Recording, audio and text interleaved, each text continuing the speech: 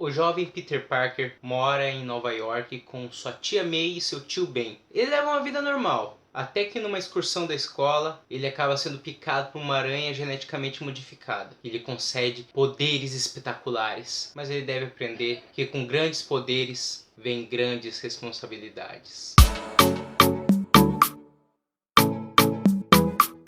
Sejam bem-vindos ao canal Cinéfilo Caissara. Meu nome é Breno Berdan e eu sou apresentador aqui do canal. E hoje no quadro Segunda Sessão nós vamos ter o filme Homem-Aranha de 2002. Então fique até o final porque vai ter muito conteúdo bacana aqui pra vocês. Em 2002 estrearia o primeiro filme que daria origem a uma das maiores trilogias do cinema de super-heróis, Spider-Man ou Homem-Aranha, o filme. Venceu o Oscar no ano de 2003 em duas categorias: melhor mixagem de som e melhores efeitos visuais. Teve um orçamento de 139 milhões de dólares e teve uma bilheteria de 825 milhões de dólares ao redor do mundo. Na produção nós temos Ian Bryce e Laura Zizin, além de um jovem Kevin Feige que no futuro se tornaria diretor-geral de arte do CM na Disney. Esse filme estadunidense tem 2 horas e 1 minuto de duração, além de ter uma aprovação de 90% no Rotten Tomatoes e 67% na aprovação do público. E no IMDb tem a nota 7.3. David Koepp foi o responsável pelo roteiro desse filme, inspirado na obra dos grandes mestres Steve Ditko e Stan Lee. Mas antes de continuar, eu gostaria de lembrar vocês de deixar o like aqui nesse vídeo para que o YouTube entenda que esse vídeo tem relevância e indicá-lo para outras pessoas. Mas será que esse filme é tão bom quanto a gente lembra da nossa infância? Eu digo infância porque quando estreou a Homem-Aranha nos cinemas em 2002, eu tinha apenas 9 anos de idade. Mas vamos falar do filme. Essa primeira parte eu vou fazer uma abordagem sem spoilers, para caso você não tenha assistido ainda o filme, essas pessoas que moravam em alguma caverna e não puderam assistir, possam assistir o filme e depois pegar as partes com spoilers. A narrativa do filme segue aquele enredo adolescente, problemas de colégio, paixões, bullying. Como é o último ano do colégio, também o início da vida adulta. Mas é diferente de outros filmes adolescentes dessa mesma época, como 10 Coisas que Eu Odeio em Você e o filme Um Amor para Recordar, de 1999 e de 2002 respectivamente. Esse filme é diferente dos que eu citei anteriormente porque ele é inspirado nos quadrinhos da Marvel e até o início dos anos 2000 não tinha tido um filme assim que representasse as propriedades intelectuais. Até então os filmes tinham sido muito meia-bocas. E em meados dos anos 90 a Marvel estava entrando em falência. Sendo assim, vendeu os direitos cinematográficos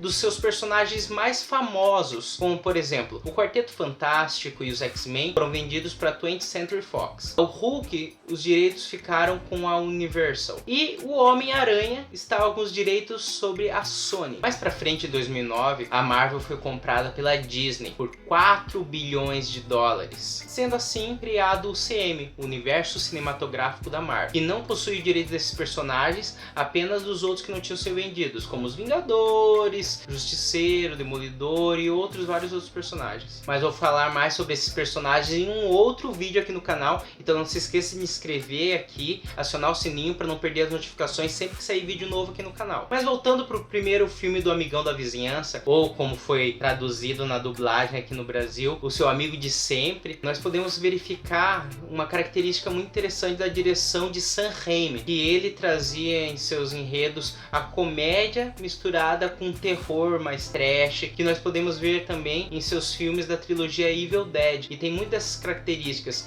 de umas piadas de situação, alguns trocadilhos. Os efeitos visuais do filme são muito bacanas mesmo para a época. Tem uma ou outra cena que me incomoda. As cenas do Homem-Aranha até que eu gosto dos efeitos que eles conseguiram fazer. Mas tem umas cenas, principalmente do Duende Verde voando, que não envelheceram muito bem. E dá pra ver que é um bonecão digital. Uma outra cena onde o Homem-Aranha ele tem que segurar um cabo pra salvar umas pessoas. Também dá pra perceber que ele tá balançando na frente de um chroma key, não tá muito legal. Mas nada que atrapalhe a experiência de assistir esse filme, ainda mais se você entender que é um filme feito há praticamente 20 anos atrás e que nessa última década o CGI melhorou muito. Não deixe de compartilhar esse vídeo com seu amigo ou amiga que gosta de cinema de super-heróis, que com certeza vai adorar o nosso conteúdo. Por mais que seja um filme de super-heróis, fantasia, os personagens eles se tornam críveis pela interpretação cativante de uns atores. Kirsten Dunst estava muito à vontade com a sua personagem, e ela tem todo o mérito de trazer uma personagem que vai evoluindo com a trama. No começo, uma menina tímida, sonhadora, e como ela vai ficando mais forte, mais confiante ao decorrer da trama. Willem Dafoe, como o Duende Verde, também arrasa. Ele já tem uma cara de louco, ele atua muito bem nesse filme, e já adianto pra vocês que eu acho que ele é o melhor ator desse filme. James Franco e Elizabeth Harris estão muito bem em seus personagens, que é o Harry Osborn e a Tia May. Nada muito surpreendente que eu precise destacar aqui pra vocês,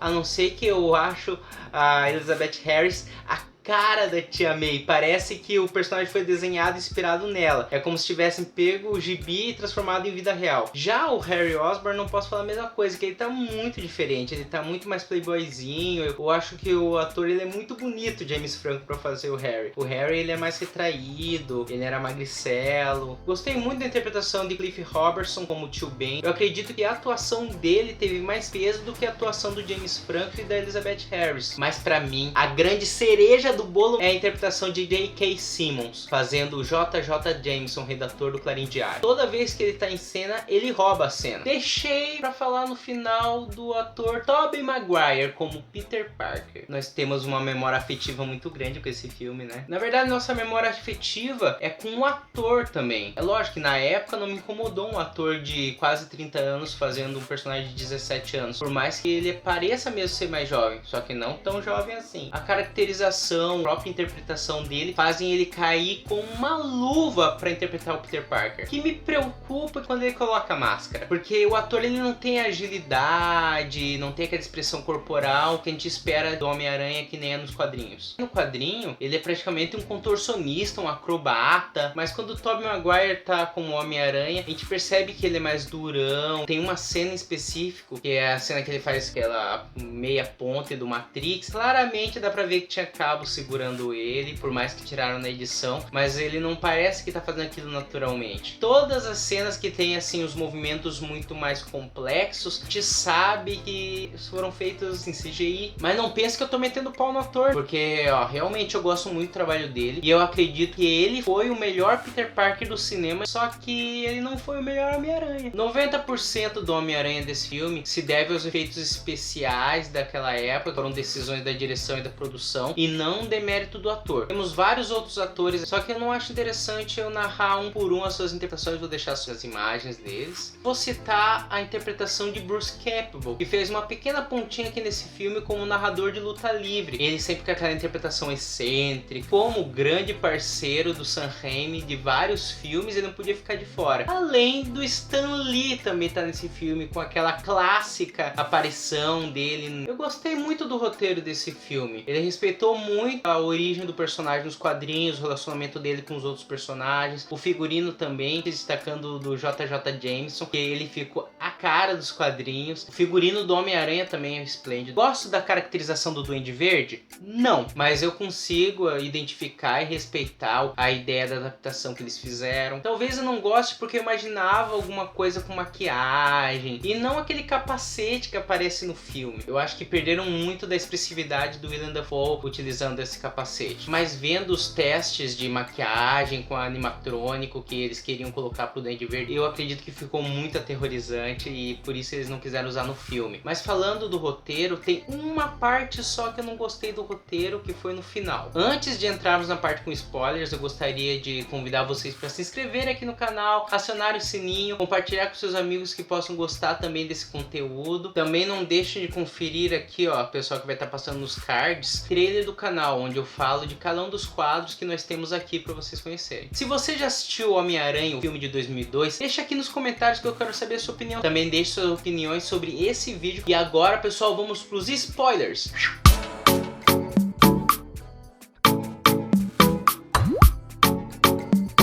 começa com uma narração do Peter Parker, falando o quanto ama a Mary Jane, que toda a história começa com uma bela mulher. Continuando o clichê, tem a parte do bullying. Todo mundo é babaca com o Peter sem motivo nenhum. Quando eles chegam no laboratório, onde vai ter a excursão que eles estão fazendo naquele dia, tem aquela cena clássica do aceno, que ele acha que é pra ele, mas são pra pessoas que estão atrás dele. Conhece o pai do Harry, Norman Osborn. Norman fala: meu filho falou que você é um gênio da ciência aqui no colégio, sabe? Eu também sou cientista. Ali foi um diálogo meio estranho. Lá dentro o pessoal continua fazendo bullying com o Peter, menos o Harry, que é amigo dele, é Mary Jane. Peter começa a falar sobre as aranhas, o Harry fala que não tá interessado, pega a fala dele e vai tentar impressionar a Mary Jane. Aí o Peter vai lá e pede pra tirar fotos da Mary Jane. Ele tá lá tirando foto dela, quando desce uma aranha na mão dele, pica ele e cai no chão. Ele começa a passar mal. Quando ele chega em casa, ele vai direto pro quarto. E lembra que eu falei dos traços de terror do Sam Raimi na direção? Tá aí um exemplo. Na transformação do Peter, é uma cena de terror. Ele tá tendo pesadelo, cai da cama, que ele vai puxar a coberta, a mão dele é aterrorizante. E rimando com essa cena, tem a cena do Norman Osborn fazendo testes com um experimento de aumento da capacidade humana, que é provar que funciona. Caso contrário, ele vai perder os patrocínios. No dia seguinte, o Peter acorda muito bem. Ele percebe que não precisa mais dos óculos. Ele se olha no espelho e vê que tá tudo definido. Uma cena muito engraçada, aliás. Ele perde de novo o escolar, porque ele tá olhando que nem um bobo pra Mary Jane. Rimando com a cena do início do filme, correndo atrás do ônibus. E ele coloca a mão do lado do ônibus, ele arranca um cartaz e percebe que o cartaz colou na mão dele. Tem a cena do refeitório, ele passa a Mary Jane do lado dele, ela escorrega numa poça no chão, joga o lanche dela pra cima. Primeira vez que aparece sentido aranha no filme. E ele vai lá, consegue segurar a Mary Jane pra ela não cair, pega a bandeja dela, consegue pegar todo o lanche dela. Nossa, como você tem reflexo. E ele fica lá que nem um bobo lá olhando pra ela. E ainda no refeitório, ele percebe que a mão dele colou num garfo, tenta soltar, não consegue, e ele acaba soltando teia sem querer. Pega uma bandeja cheia de comida e aí ele puxa. Pega em quem? Flash Thompson. Ele foge do refeitório, vai lá para os armarinhos do colégio americano, tem aqueles armarinhos pros alunos. Só que o Flash vai atrás, quer brigar com ele, tenta acertar um soco, não acerta. Engraçado esse filme que precisa de uma suspensão de descrença muito grande. Ele faz tudo isso, ele soltou teia já no refeitório, ele deu um golpe que fez o Flash voar e ninguém reparou que ele era o Homem-Aranha no futuro. Aí tem uma cena do Peter tentando aprender como lidar com os poderes deles, de teia, de subir em parede, salto. Pra tentar impressionar a Mary Jane, ele decide comprar um carro, mas ele não tem grana. E olhando os classificados, ele encontra uma nota de um vale-tudo. E ele vai pra esse vale-tudo pra conseguir o dinheiro pra comprar um carro. Estão prometendo 3 mil reais pra quem ficar 3 minutos com serra-ossos. Ele quer ir de trem, mas o tio Ben para ele e fala: não, eu te levo de carro. Porque ele já percebe que o Peter anda meio estranho, desatento, não tá ajudando muito nas coisas de casa. E ele tenta dar uns conselhos pro Peter. No carro, o Peter ele tá meio rebelde, daí chega a dar raiva do personagem. Mas ele não pode ficar com raiva do ator do personagem, porque faz parte do crescimento dele. Porque até nos próprios gibis ele teve um momento que ele foi arrogante, que ele foi grosso com o tio Ben. O tio Ben fala nesse momento aquela famosa frase: com grandes poderes vem grandes responsabilidades. E o Peter fica cheio de dedos com ele e fala: você não é meu pai, então pare de ficar fazendo o papel de meu pai. Sai do carro, o tio Ben fica tudo cabisbaixo e vai lá pra luta. Acontece aquela cena lá, tá o Bruce Campbell fazendo o apresentador da luta livre e fala: não, o nome é horrível. Tá com vocês o Homem-Aranha. Ele começa pegando distância, lutando, derrota o cara. E o dono da luta livre, ao invés de pagar os 3 mil pra ele, dá só 100 reais. 100 reais não, 100 dólares. Nessa mesma hora, entra um cara e rouba ele. Sai correndo em direção ao elevador, o Peter só vira de ladinho e deixa o cara escapar. Aí o dono da luta livre chega: pô, você podia ter derrotado ele. E o Peter fala: isso não é um problema meu. Rimando com o que o cara falou quando o Peter reclamou que só tinha ganhado 100 dólares. Assim, de lá, o Homem-Aranha vê um tumulto e quando vê no meio desse tumulto é o tio Ben, que ele foi baleado. Acaba falecendo. Aí ele quer se vingar. Quando ele vê quem é o cara que ele deixou fugir. O cara tenta dar um tiro nele, ele consegue se defender, o cara acaba tropeçando e caindo da janela. A polícia chega, não tá mais lá o Homem-Aranha. Em seguida, nós podemos falar, aí passamos pra formatura. A Mary Jane termina com o Flash, o Harry vê e já pensa: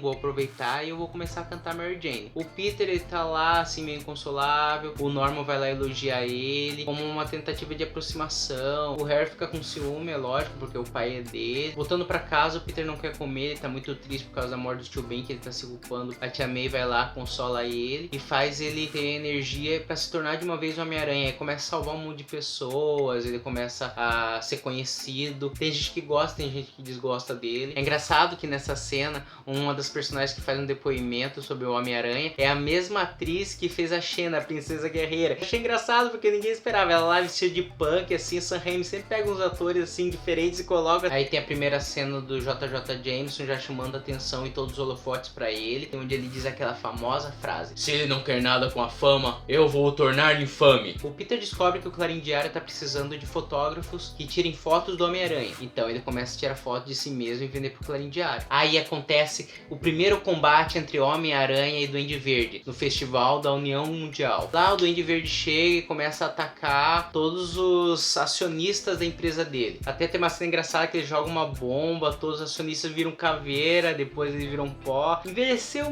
mal essa cena. Aí a Mary Jane tá em perigo, o Harry vai lá salvar ela, consegue derrotar o Duende Verde depois que apanhar um pouquinho. Tem mais uma cena de terror, que é a cena onde o Norman descobre que ele é o Duende Verde, ele fica falando no espelho. A gente percebe que o ator ele tá uma hora com uma expressão, daqui a pouco ele tá com outra. Tem a famosa cena onde tentam assaltar a Mary Jane, o Homem-Aranha vai lá salvar ela, e aparece de ponta cabeça, ela, ai, posso te agradecer, segunda vez que você me salva. Aquela cena que a gente já viu milhões de vezes do beijo de ponta cabeça. Tem a cena do incêndio causado pelo Duende Verde, onde o Homem-Aranha salva um bebê, depois vai lá, tenta salvar uma velhinha, e o Duende Verde disfarçado, é outra cena de terror, porque ele vira muito rápido, é um jump scare. O Homem-Aranha consegue se livrar do Duende Verde, mas ele leva um corte no braço e foge. Tem uma cena do almoço de ação de graças, onde tá Harry, Mary Jane, Tia May, aí chega o Norman Osborn, depois dessa batalha ele tá meio que passando mal, ele traz uma torta lá, eles ouvem um barulho no quarto de cima, acham que é o Peter, e é realmente o Peter, só que ele se esconde no teto porque ele tá vestido de Homem-Aranha. O Norman entra, olha, aí quando ele tá saindo cai aquela gota de sangue, vai pra cima, não vê nada, vai pra janela, também não vê nada, e o Peter tá escondido debaixo da marquise. Leva um tempinho, o Peter entra pela porta assim,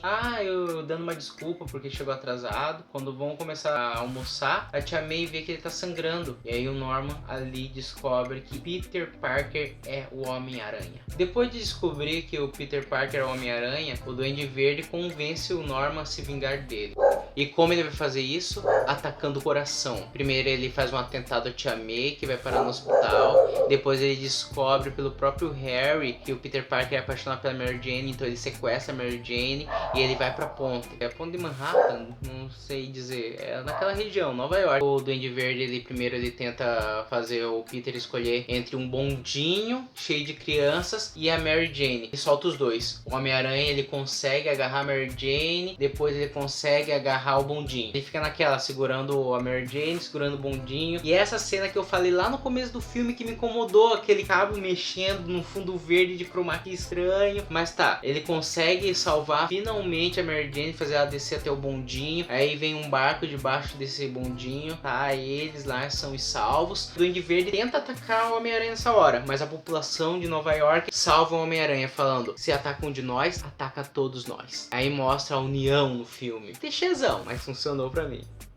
O Duende Verde consegue pegar o Homem-Aranha e levar até os escombros de uma construção. Lá acontece a batalha final. O Homem-Aranha já tá com metade da máscara descoberta, a bomba explodiu e aí mostra metade do rosto dele. Ele começa apanhando um monte do Duende Verde. Quando ele tá quase derrotado, o Duende Verde fala que vai maltratar muito a Mary Jane antes de matar. Aí o Peter consegue virar o jogo, derruba um muro, uma parede inteira em cima do Duende Verde. E, ó, mais uma cena de terror, a mão do Duende Verde saindo do meio dos escombros, assim, é muito filme de zumbi. Não tem como a gente não reparar nas referências do Sam Raimi. Na verdade, acho que não é nem zumbi, é a própria capa do primeiro Evil Dead, que aparece a menina assim e é uma mão assim saindo agarrando ela. O Duende Verde tenta enganar o Peter, tirando o capacete, falando: não, eu sou o Norman, você conseguiu me libertar, você me deu uma porrada aqui e aí eu voltei a dominar o corpo. Enquanto isso ele tá mexendo os botãozinhos. Aí o planador vem pra trás. O Peter fala que não vai se converter pro lado dele. O Norman tenta falar: eu tenho sido um pai pra você, seja um filho pra mim. Aí rima com aquela cena do tio Ben no carro. O Peter fala: eu tenho um pai e ele se chama Ben Parker. O Duende Verde aciona o planador e vem por trás do Peter, dá um mortal por cima do planador e o planador acaba acertando o Duende Verde. E as últimas palavras dele são: Peter, não conte para o Harry. Então o Homem-Aranha, como ele é muito ético, ele decide tirar a armadura do Duende Verde, levar o corpo dele até a mansão. Chegando lá, colocando no sofá, chega o Harry e ele entende tudo errado, acha que o Homem-Aranha matou o Norman. Dá um gancho pro próximo filme. A próxima cena é o enterro de Norman Osborn. Harry está transtornado, querendo vingança sobre o Homem-Aranha. E o Peter tá lá querendo consolar ele. Mal sabe o Harry que o Peter é o Homem-Aranha. O melhor amigo dele é o maior inimigo também. Harry vira as costas e vai embora. E o Peter acaba ficando sozinho com a Mary Jane. Ela confessa pro Peter que está apaixonada por ele e dá um beijo nele. Mas o Peter, entendendo que os inimigos irão perseguir as pessoas que ele ama, decide não ficar com a Mary Jane. Fala que vai ficar apenas como amigo dela. Vira as costas e vai embora. Tem mais uma última narração, rimando com a primeira cena do filme, onde o Peter fala: com grandes poderes vem grandes responsabilidades. E pela nostalgia e por tudo que eu vi nesse filme aqui, assistindo mais 2 vezes antes de fazer esse vídeo, eu caracterizo ele como um filme muito bom. Não vou dizer ótimo, não vou dizer excelente, mas pessoal, com certeza é um filme muito bom. E ele tem um espaço aqui no nosso coraçãozinho. Deixa aqui no comentário o que vocês acharam desse vídeo. Também falem das suas experiências com esse filme, tanto na época quanto agora. A nostalgia faz o filme continuar sendo bom pra vocês? Ou vocês acham que ele envelheceu mal, que ele não é tão legal mais quanto era quando vocês eram pequenos? Então pessoal, muito obrigado pela presença daqui de vocês hoje. E até a próxima! Se veste de aranha, parece com inseto, mas o que todos deviam é tratá-lo com afeto. Cuidado, ele é o Homem-Aranha.